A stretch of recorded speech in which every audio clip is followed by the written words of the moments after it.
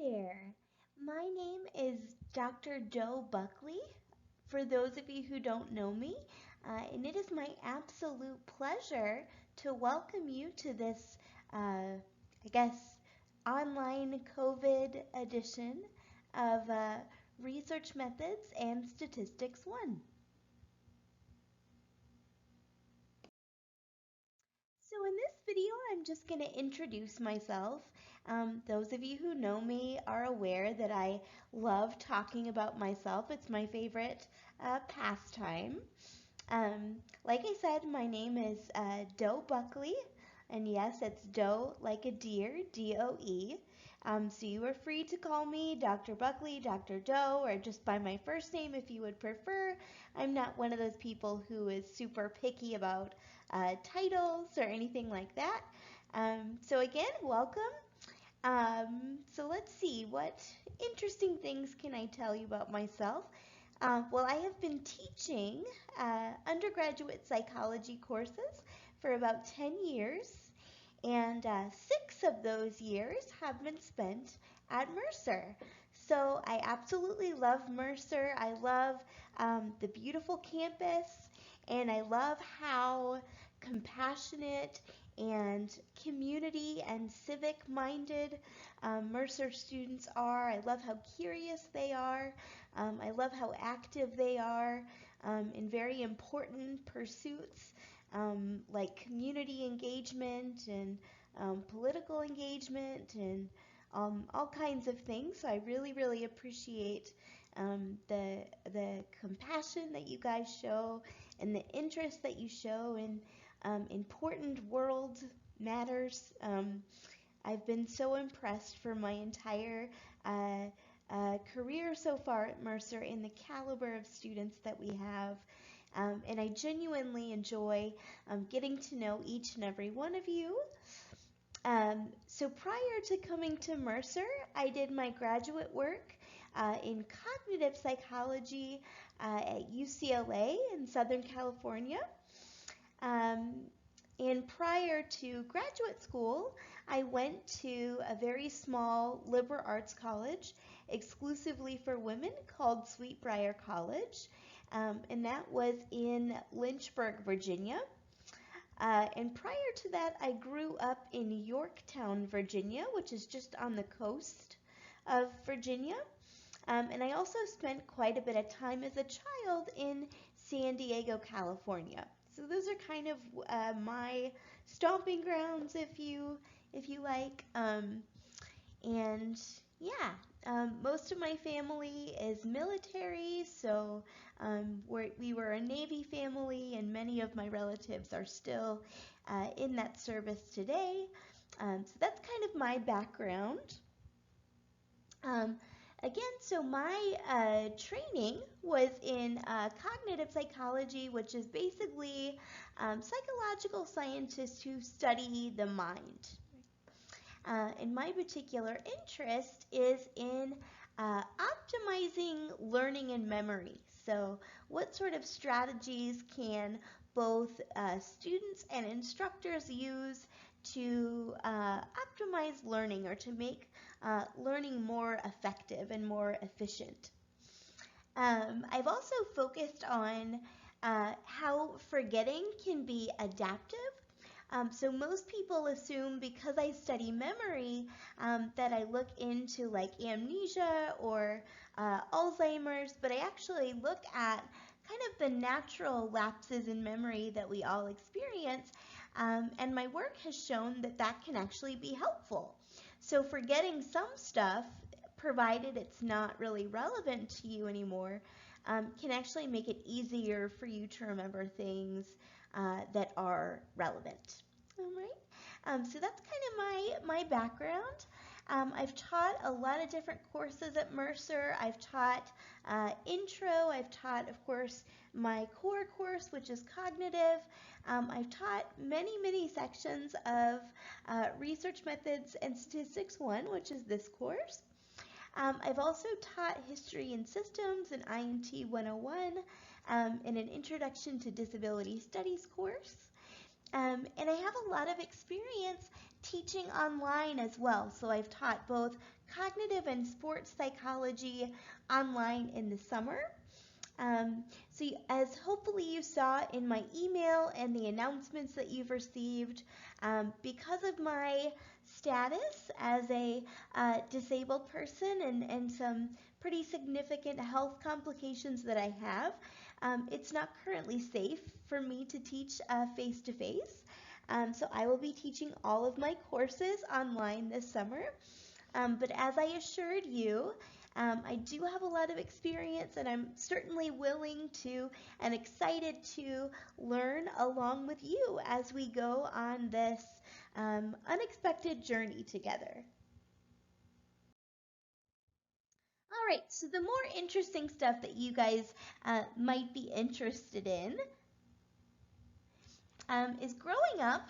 Before I even conceived of the idea of being in academia or being a professor or studying psychology, I really wanted to be a country music singer. So from the time I was like 6 years old all the way up through high school, I really, really wanted to be a country music singer.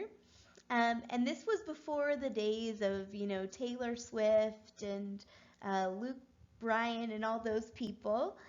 So I predominantly listened to like Faith Hill and Garth Brooks and those kinds of folks who are, maybe not as, you guys might not be as familiar with them. Um, so I was very excited about that, and I attempted to learn three different instruments. So I attempted to learn guitar and mandolin and a really cool instrument called the mountain dulcimer. I don't know if you guys are familiar with that. It's a bluegrass kind of Appalachian instrument. And I also took voice lessons for many, many years. But the interesting part of this factoid, if you will, is that I was really, really awful. Like, it was almost impressive how bad I was at all four of those things. And yet I persisted, and for much of my life, I genuinely believed that I would be doing those things, right? So why on earth do I share this kind of embarrassing uh, story about myself or fact about myself with my students? Well, one of the reasons that I do is because I know that a lot of you come into college thinking that you know exactly what you want to do, right? So some of you might want to major in engineering or look into going to medical school or look into becoming the owner of the next, Fortune 500 company. And I know that a lot of you end up doing those things, right? We have some really impressive students at Mercer. Um, but sometimes your plans can change a little bit, right? Sometimes once you've taken enough classes, you realize that maybe who you thought you were going to be isn't quite where you end up. So I just want to share with you that my path in life and my eventual realization of this career was not my intention at first, and that's okay, right? We all have individual talents that we can nurture, and kind of we're all on a sort of a journey to find out who we are, and that's particularly the case in college. So if you find out that's the case with you, consider it just a normal part of life that you can embrace and not something to be ashamed of, right? Okay, the next interesting to me anyway, factoid is that I'm pretty obsessed with 90s sitcoms. And my favorite by far is Seinfeld. If you've ever watched, or your parents more likely have ever watched Seinfeld. Um, and I have watched them so many times over the past 25 years or so that I can now quote every single episode from memory. And what's particularly striking about that is I would say as a cognitive psychologist that it's not enough to just expose yourself to information. You have to actually do something with it, right? So you have to study it kind of actively and do different techniques to make it stick. But in my case, all I had to do was watch them repeatedly for many, many years. And now they are permanently sealed in my long-term memory. So obviously, that was time well spent, right?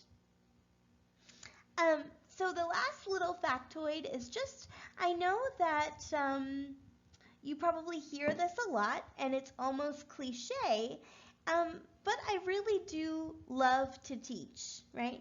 Whether I'm teaching on campus or I'm teaching from my house in my living room, I'm really, really invested in teaching, and it really means a lot to me. And I always, always hope and really strive for every single student in my class to have a wonderful experience. And like I said, we're on this journey together. We'll learn from each other, we'll adapt, and I'm very, very excited that you're here. All right, so my last slide is a slide that I made featuring my dog, Marley. So why on earth would I show you a slide with a bunch of pictures of my dog? Well, truth be told, she's very needy and will likely show up in some of my videos, wanting me to pet her, wanting to jump on my lap, wanting to walk on my keyboard, whatever. So I figured because it's inevitable, I might as well introduce her. So my dog Marley, I got her when I was in graduate school in 2014, and she is a Maltese poodle. And I actually trained her to be a service dog. So because of the kind of acute respiratory issues that I have, I trained her to either retrieve my medication and bring them to me, or she jumps on my lap, sits on my chest, and I can access medications that she has clipped to her. She's actually retired now, so she's not a working dog anymore, but she still has retained all of her special skills, so to speak. Um, and because I was in graduate school when I got Marley, I decided that she also needed to get her PhD.